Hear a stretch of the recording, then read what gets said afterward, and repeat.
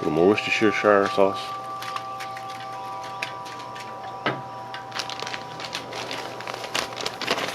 Another layer of rub.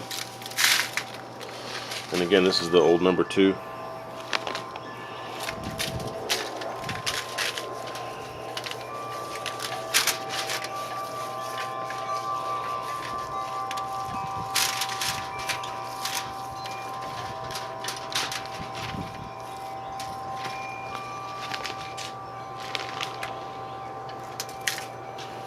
We'll just finish foiling it up.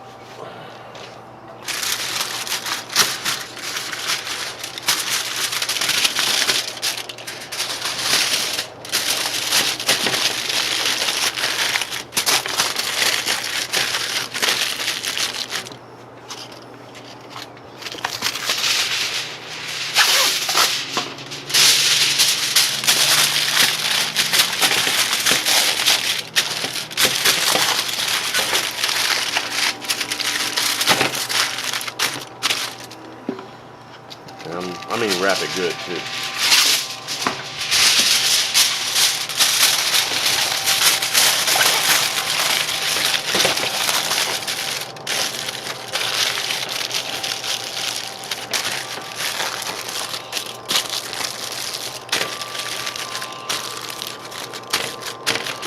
Make sure it's all nice and tight, because you don't want any of those liquids coming out. Now we'll throw it back on the grill. On the smoker, I'm sorry. Alright, let's throw this smoker back on here. Oh, I forgot. Give me just a second. Alright, sorry about that. I forgot that I needed my gloves to handle that meat probe. It's mighty hot. Let's get that out of the way.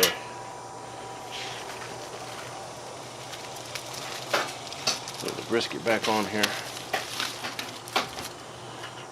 Stick my meat probe back in there.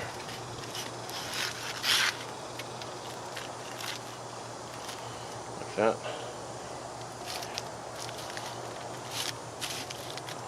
There we go. Alright. And also what I'm going to do, if I can aim the camera down here a little bit. There you go. I'll just pull a JB here. Alright, I'm going to throw in some more wood because my ribs haven't had any wood smoke. So we'll just throw in a few chunks of pecan here. No particular spot in there, just kind of chunk them in there.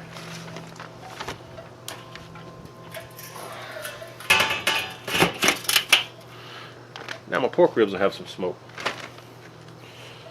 And we'll be back. Alright, I still got my brisket and my ribs going. They've been on right about 12 hours now. It's about 12:30 p.m. on July the 4th. But for lunch I thought I'd throw in a couple of burgers. This one has blue cheese in it with some cilantro and stuff mixed in. There you go. Nice little burger there. And this is just a homemade burger that's got just some seasonings on it, nothing special. That's going to be lunch. Alright, it's time to rotate these a little bit. And again, I'm putting it on a different part of the grill, so I get a hot grill. Let those go again for a few minutes, and then we'll flip them. Alright, it's time to flip these over. There we go. Good looking steak. Good looking hamburgers. Alright, and again, we're just going to turn them a little bit. There we go.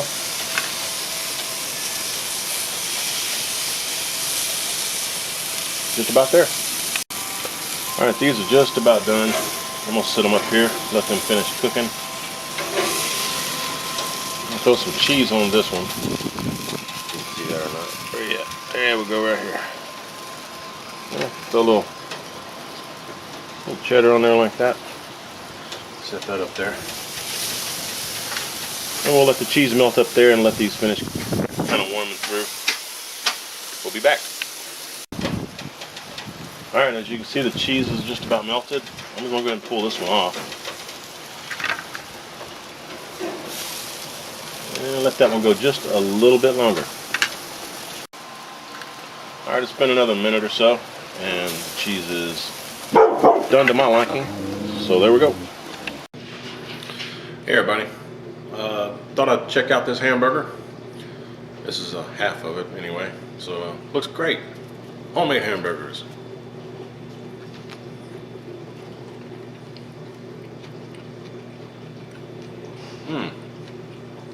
That's good stuff.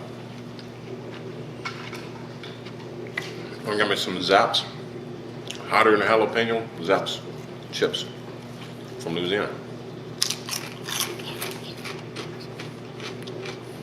I think those are my favorite. Alright, nothing better than a hamburger homemade. Lettuce and tomato from my garden too. That's also good. That's good. Alright, I'm gonna finish eating. And I'm still waiting on the ribs and brisket. So we'll check back here in a little while. It's probably getting close to 1 o'clock, so maybe 2 or 3 more hours for the brisket, and then probably another 4 hours or so for the ribs. But we'll check on them. Till then. Hey, welcome back everybody.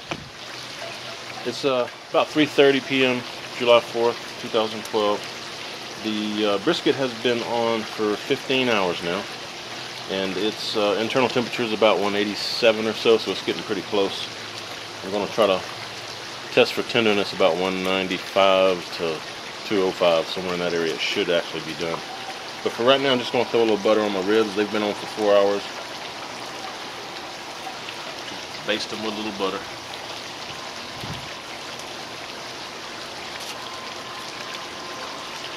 And the ribs probably have another hour or two.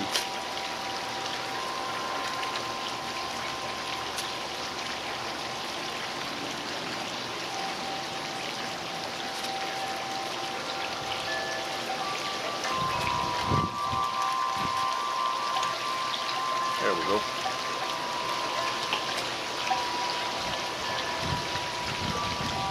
Put a little cola on here.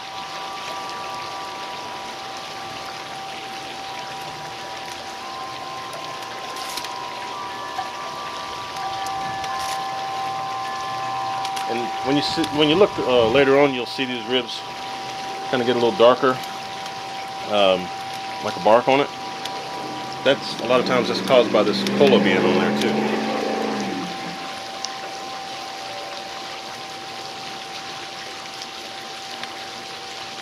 Now I know my brisket is about done. What I'm going to do is unwrap the top portion of it if I can. It may be a little hard, but I want to see if I can get the bark. Ooh, that's hot.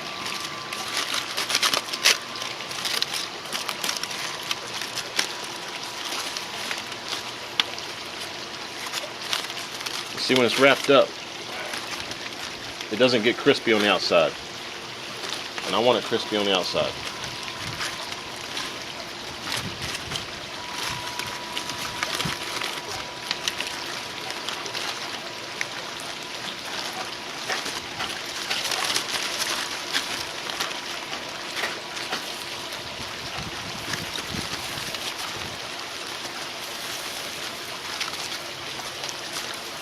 There we go. Hopefully y'all can see that.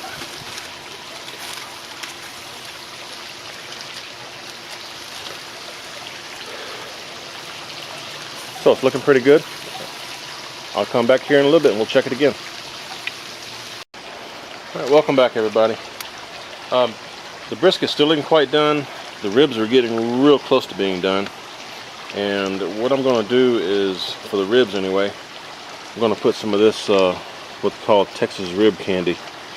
It's mango habanero, and you can actually order it yourself at texaspepperjelly.com. They've got all kind of cool stuff there. But this is Texas rib candy. If you haven't used it, give it a shot.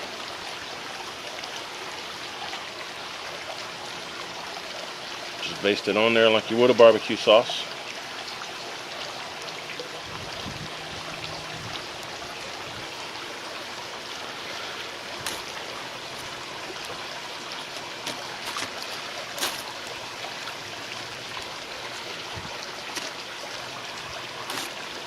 just like that. And they've also got a peach one that I really like too, but I'm out of that one right now. I need to reorder. But this mango habanero is really good. Look at that nice mahogany sheen that's on there from the pecan wood and everything. And the brisket, like I said, it's about ready. The internal temperature is about 190 right now, so it shouldn't be very much longer. And I think just to add a little extra flavor on the ribs here shortly, I'm going to come back once this sets on the ribs. I'm going to come back and put some actual barbecue sauce on it. So we'll be right back.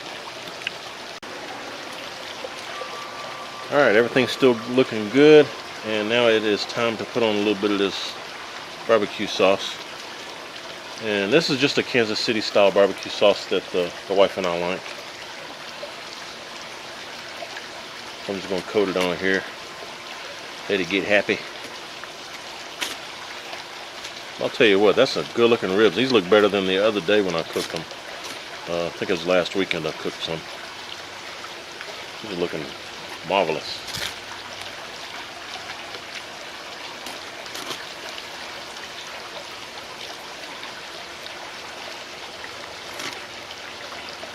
That's good looking stuff. Alright, so we'll let that go a little bit longer, and then we'll check back. Welcome back, everybody. It's now 5:30, and those ribs are definitely done, so I'm taking them off. I think I put them on about 10:30 this morning, which would work out to be about a 7-hour cook for them, which is not unexpected because I've been holding 220, 225, closer to 220 actually, for this brisket. So it would take a little bit longer. Plus, I've been taking the lid off and checking it every once in a while. So I'm gonna take these off, and we will show you what they look like inside. Those are beautiful though. Absolutely gorgeous. I swear these are better looking than the ones I did the other day. Alright, and the brisket is about 198 internal, and it's still not feeling that tender to me. It's still got a little bit left to go, so I'm gonna leave it on there a little bit. Alright everybody, I think this brisket's ready. I'll take it off.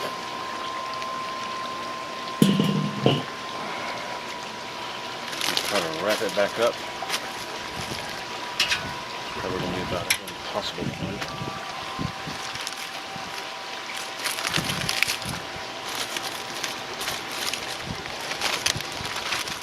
There we go.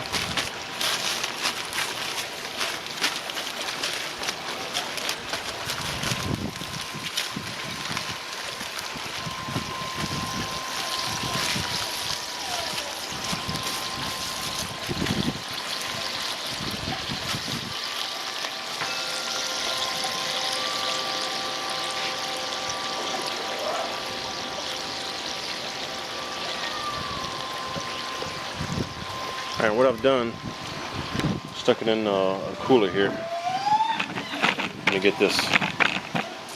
There you go. You can't really see it down in there with the sunlight. Anyway, there you go. It's down in the cooler, and we're going to let that sit there for an hour, maybe 2 hours or so. It's, I think what time? I think it's like 6. No, it's 6 p.m. right now. That's what it is. 6 p.m. Central Time, Central Texas. So that means this brisket's been on since about 12 or 12:30 last night.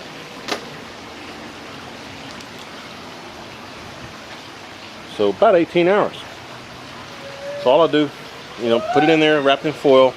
I got a towel on the bottom, and I'm gonna put a towel on top. I'm gonna put the lid on it, and we're just gonna leave it sitting there, and that way the juices can get all commingled back into the meat, and everything will be nice and juicy. And I'll show you what it looks like when I start cutting it.